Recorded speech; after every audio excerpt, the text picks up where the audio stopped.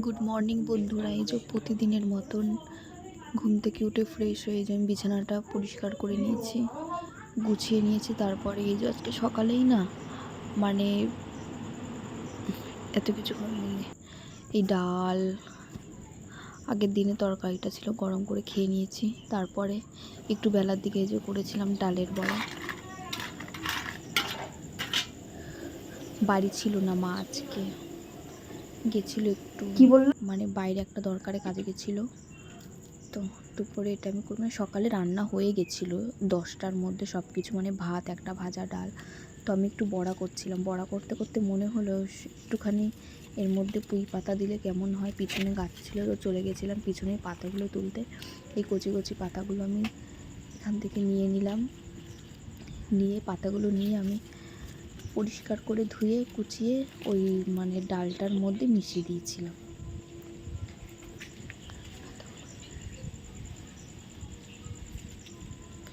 এখন বেশ ওয়েদারটা ভালো, একটু গরমটা কমেছে,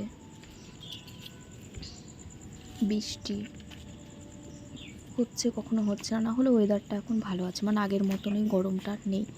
তো এই দেখো আমি এই পাতাগুলো কুচিয়ে এই ডালের মধ্যে মিশিয়ে দিয়ে আমি এগুলোরও বড়া করে নিয়েছিলাম। এই যে পাতাগুলো দিয়েছিলাম তো ভালো লাগছিলো। এদিকে হচ্ছিলো একটা তরকারি, কারণ সকালে রান্নাটা বেশি অল্পই করেছিলাম সকালে খাওয়ার মতন। তো এই লাড্ডুগুলো পুজোর প্রসাদ ছিল, তো বাবা একটা পেয়ারা দিল, পেয়ারাটা কেটে খেয়ে নিচ্ছিলাম বসে বসে। আর ওদিকে তখন ওই তরকারিটা হচ্ছিল,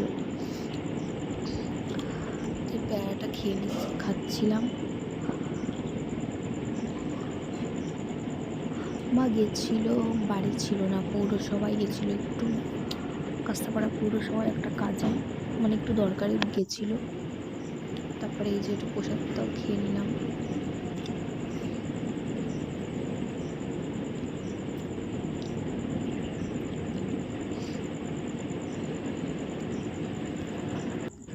হয়ে গেছিলো বড়াটা, তো একটা টেস্ট করছিলাম, মানে দেখছিলাম যে মানে ডালের বড়া করছিলাম, তো ডালের বড়ার মধ্যে পুঁই পাতাটা দিলাম, দেখি বড়াটা কেমন লাগে খেতে। তো ভালোই, যে কোনো বড়া দেখবে একটু গরম গরমই ভালো লাগে, বেশ ভালো লাগছিলো খেতে বড়াটা।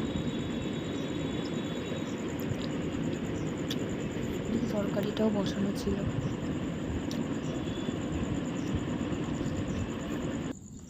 তারপরে এই যে শাক কেটে নিয়েছিলাম, আর এই শাকগুলো এনেছে মা, কি শাক কি জানি, মানে কি পাতা বলে এগুলোকে।